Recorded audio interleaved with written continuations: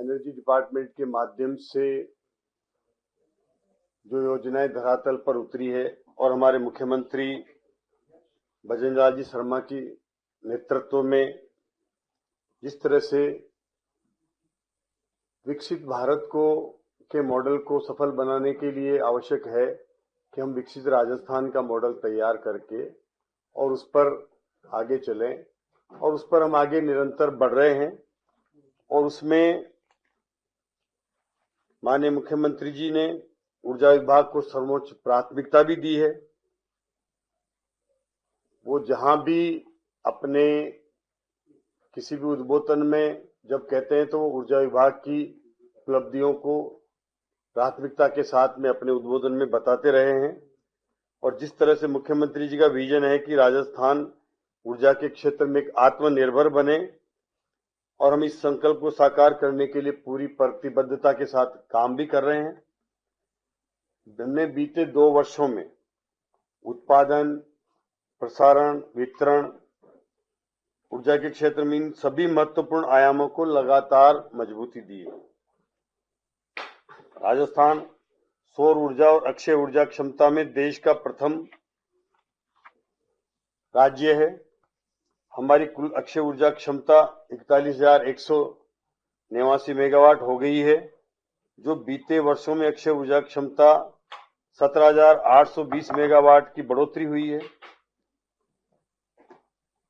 सौर ऊर्जा में भी राजस्थान देश में अग्रणीय है। वर्तमान में राज्य की जो कुल सौर ऊर्जा स्थापित क्षमता है वो 35,337 मेगावाट है। बीते 2 वर्षों में ही हमने 17,325 मेगावाट की जो क्षमता में वृद्धि की है।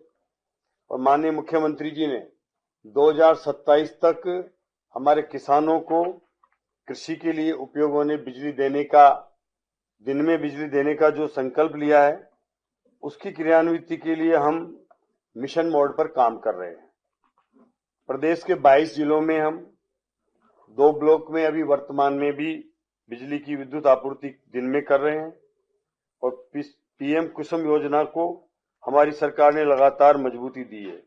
पूर्ववर्ती सरकार के समय 122 मेगावाट क्षमता के 92 सौर ऊर्जा संयंत्र ही स्थापित हुए थे, जबकि हमारी सरकार ने मात्र 2 वर्षों में ही इस योजना को धरातल पर काम करते हुए 2,345 मेगावाट क्षमता के 1,048 सौर ऊर्जा संयंत्रों को स्थापित किया है। इसमें सस्ती और सुलभ सौर ऊर्जा का कृषि क्षेत्र में उपयोग संभव हो पाया है। और माननीय मुख्यमंत्री जी का अन्नदाता को ऊर्जादाता बनाने का जो संकल्प साकार हो रहा है। पीएम कुसुम कंपोनेंट ए में भी राजस्थान देश में प्रथम स्थान पर है। पीएम कुसुम कंपोनेंट सी में राजस्थान देश में तीसरे स्थान पर है। और कुसुम योजना में विकसित सौर संयंत्रों में लगभग 1.54 लाख किसानों को कृषि के कार्य के लिए दिन में विद्युत आपूर्ति हो रही है। किसान के कल्याण के लिए हमारी सरकार संकल्पबद्ध है। विगत 2 वर्ष में 1,95,825 कृषि कनेक्शन जारी किए हैं, जबकि पूर्ववर्ती सरकार ने अपने शुरुआती 2 वर्षों में मात्र 1,63,258 कृषि कनेक्शन ही जारी किए थे। प्रसारण तंत्र के सुदृढ़ीकरण के लिए मात्र 2 वर्षों में 400 केवी के 2, 220 केवी के 5, 132 केवी के 41 सहित लगभग 48 जीएसएस हमने स्थापित किए हैं और वितरण तंत्र को मजबूत किया है। एटीएनसी लॉसेज में 15.27% के नीचे के स्तर पर हम लेकर के आए हैं। किसानों को बिजली बिलों में माह अक्टूबर 2025 तक हमने 44,558 करोड़ रुपए का अनुदान दिया है।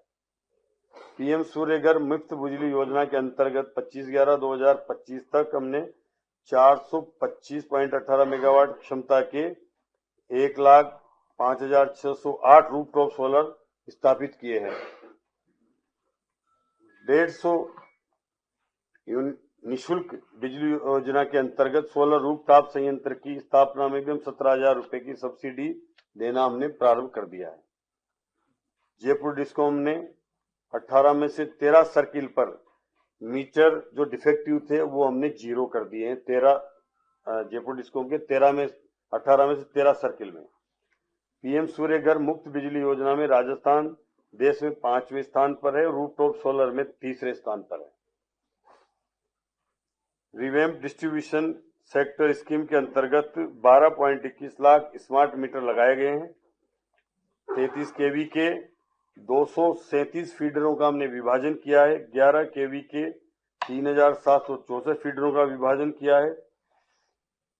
321 कृषि फीडर और गैर कृषि फीडरों का हमने पृथकीकरण किया है और 15,748 किलोमीटर लंबी एलटी केबल का कार्य किया जा चुका है, जिससे वोल्टेज लेवल में सुधार के कारण उपभोक्ताओं को निर्बाध और गुणवत्तापूर्ण आपूर्ति की जा सकेगी।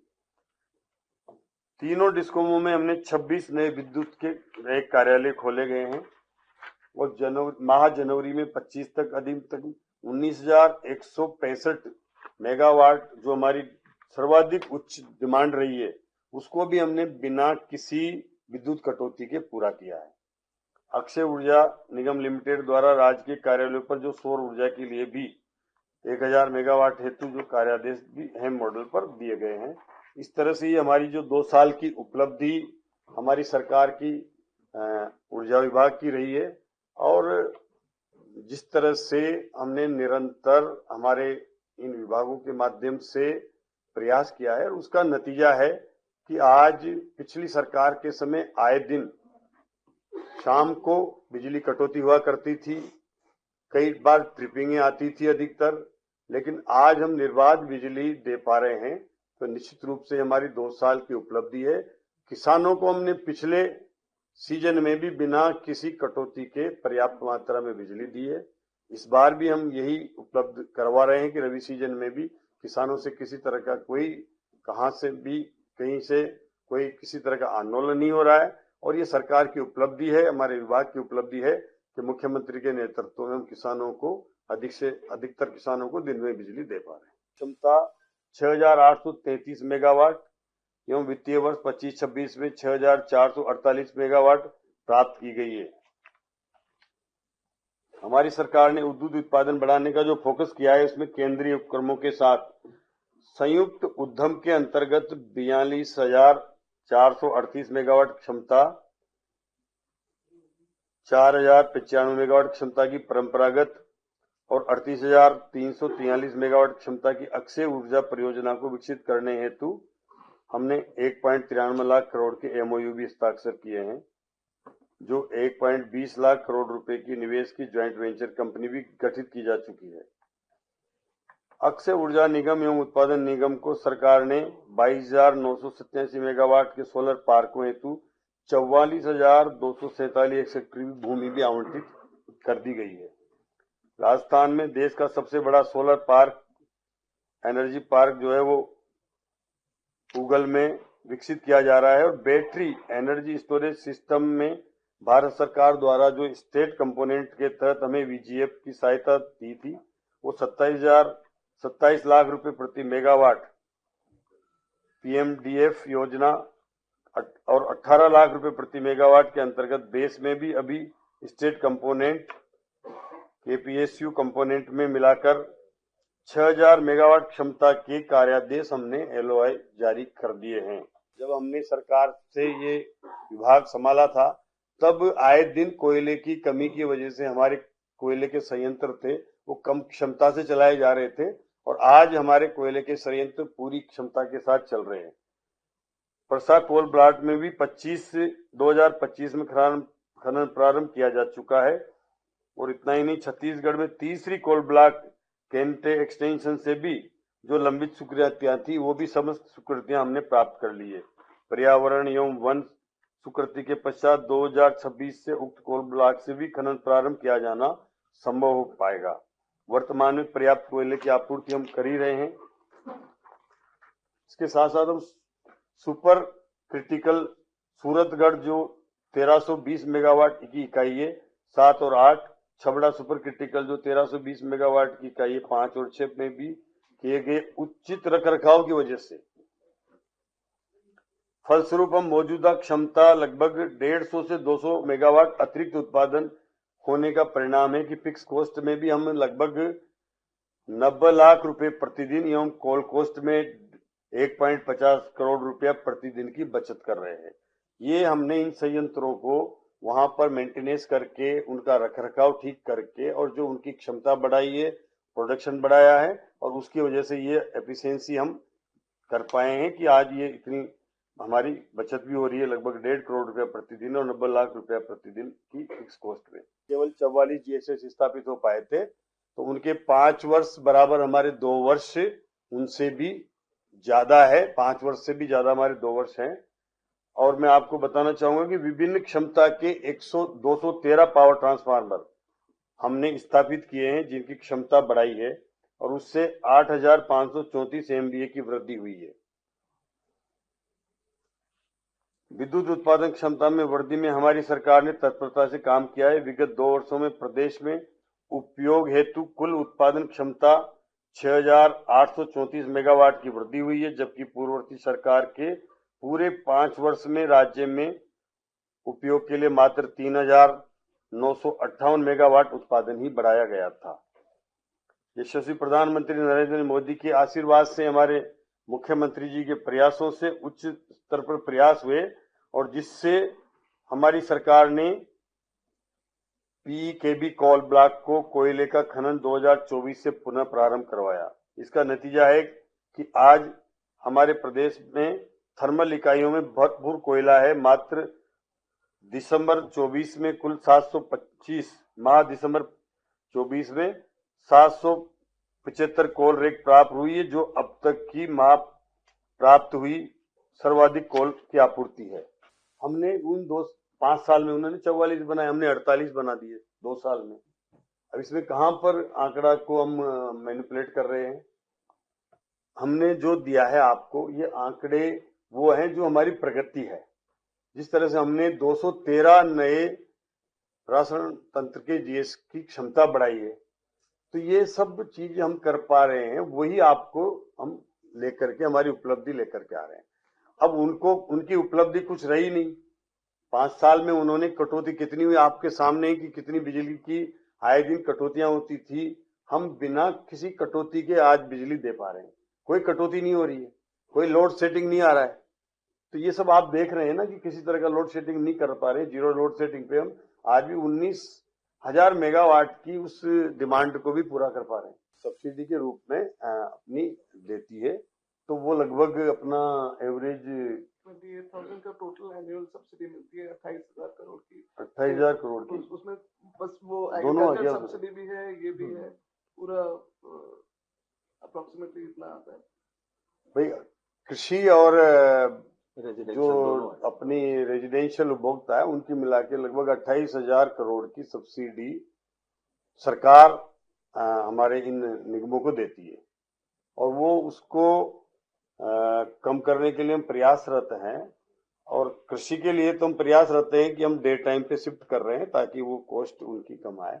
और अब दूसरे हमारे जो उपभोक्ता है, उनके लिए भी ये प्रयास कर रहे हैं कि ये सोलर पे शिफ्ट हो जाए, तो वो भी सरकार पर वजन उसका कम हो जाए। और उससे अधिक क्षमता के जो ट्रांसमिशन लाइनें हैं, उनकी जमीन के लिए भी अधिकतम मुआवजा देने का भी नीति की संशोधित कर उन टावर के चारों तरफ जो 1 मीटर अतिरिक्त क्षेत्रफल की गणना करके और डीएलसी दर से 400% प्रसारण लाइन के नीचे की आने वाले जो लाइन है, उसके नीचे 30% डीएलसी की 30% पर ग्रामीण क्षेत्र में, 45% जैसे नगर पालिका क्षेत्र में और शहरी नगर निकाय क्षेत्रों में 60% की दर से ये नगरीय क्षेत्रों में मुआवजा देने के लिए जो हमने 5/8/2025 को आदेश जारी किया है, उससे जो प्रसारण तंत्र की लाइनें आए दिन जो समस्या होती थी कि उनके नीचे से लाइनें निकालने में हमारे किसानों की जो समस्या आती थी, उसका भी समाधान इससे हुआ है। सितंबर 27 तक स्थापित किए जाएंगे और निविदा प्रक्रिया में हर निविदा के दौरान देश में सर्वाधिक न्यूनतम टैरिफ राजस्थान में प्राप्त हुई है बेस की। और बैटरी एनर्जी स्टोरेज सिस्टम में ग्रिड स्थिरता में महत्वपूर्ण भूमिका भी रहेगी इसकी। और पीक हावर्स में ये हमारे उपभोक्ताओं को जो डिमांड ज्यादा रहती है, जिससे पीक हावर्स में उस समय बेस की जो हमारे टेंडर है, उससे के महंगी बिजली खरीद से भी हमें इसके मुक्ति मिलेगी। 30,000 करोड़ रुपए का एक प्लान है और वो प्रसारण तंत्र की जितने भी हमारे बड़े जीएसएस है उनकी लाइनें हैं उसके लिए आगे आने वाले समय पर काम उनके लिए चालू हो चुका है और प्रयासरत हैं। आने वाले समय में वो जो हमारा प्लान आएगा तो उसमें निश्चित रूप से जो पावर एवोकेशन के लिए जो जरूरत है कि ज्यादा क्षमता बढ़ाने की वो उसके लिए हमारा तैयार है। उसके लिए हम जल्दी ही टेंडर निकाल रहे हैं, नए जीएसएस आ रहे हैं उनकी क्षमता बढ़ाने के लिए और लाइनों का भी निर्माण होगा तो वो निश्चित रूप से पूरा होगा। जो भी वैसे तो मतलब आप 1,40,4 लाख उपभोक्ता है, हमें 2.5 करोड़ के लगभग आवेदन आए हैं, 2.5 लाख के करीब। तो 2.5 लाख आवेदन आए उसमें से जो लगाते जाएंगे। अभी जो बाकी हमारा जोधपुर या अजमेर डिस्कॉम में ये प्रक्रिया चल रही है उनकी लगभग अगले वीक तक उनकी जो बैंकिंग वगैरह की जो फॉर्मेलिटीज है वो पूरी होगी तो वहां से भी उनको जारी होना सब्सिडी शुरू हो जाएगा। ऐसा किस प्रदेश में? हाँ ठीक है, नंबर 1। नंबर 2, पीएम सूर्य घर का जो पूरी थीम है वो थीम देखो, उसमें देखो एक्चुअल में क्या है, इसके अंदर एक जो बहुत बड़ी चीज है वो ये है कि सर जैसे जो पोर्टल भी बना हुआ है पीएम सूर्य घर का, उसमें वेरिफिकेशन के 2-3 स्टेप्स हैं जो डिस्कॉम भी करते हैं, वेंडर वेरिफिकेशन भी है। तो आपने अगर 1.1 किलोवाट का लगा लिया, जो 4 यूनिट अपन कह रहे हैं एक दिन के, 5 यूनिट, 5 यूनिट तो 150 यूनिट होगी, 5 × 30। अब उसमें क्वालिटी एक इतना बड़ा इशू है कि आपने लगा भी लिया, वो उतनी जनरेट भी नहीं कर रहा तो उसको भी कोई बेनिफिट नहीं मिल रहा है, और जो डिस्कॉम को इनडायरेक्टली सब्सिडी रिलीफ का बेनिफिट मिल रहा है वो भी नहीं मिल रहा है।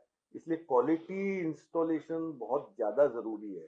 तो वो तो पहले वेरिफिकेशन उस क्वालिटी का होके सही चीज सही तरीके से लगी है तब पैसा देना। पीएम सूर्य घर की यही मंशा है, वो तो पूरे देश की इतनी बड़ी योजना है, कुछ सोच समझ के किया हुआ है। तो इसलिए अगर आप पहले ही सर उनको दे दोगे तो फिर जो पोस्ट वेरिफिकेशंस और वो इतनी कॉम्प्लिकेशंस क्रिएट हो जाएंगी, और जो बेसिकली लो इनकम के लोग हैं आपको उनको फैसिलिटेट करना है। तो 1.1 किलोवाट पे 1 किलोवाट मान लो उसको, जो सर ने बताया 33,000 और 17 मिला के 50 हो गए, और जो स्मार्ट मीटर है वो फ्री ऑफ कॉस्ट हो गया, वो मतलब डिस्कॉम ही लगा रहा है, तो उस पे उसका कंजम्पशन उतना पूरा हो जाता है। अब कुछ स्टेट्स में तो देखो, जैसे ये 17,000 वाला भी पहले अपने था नहीं, ये किया है ना राज्य सरकार ने, पहले तो ये भी नहीं था 1 किलोवाट।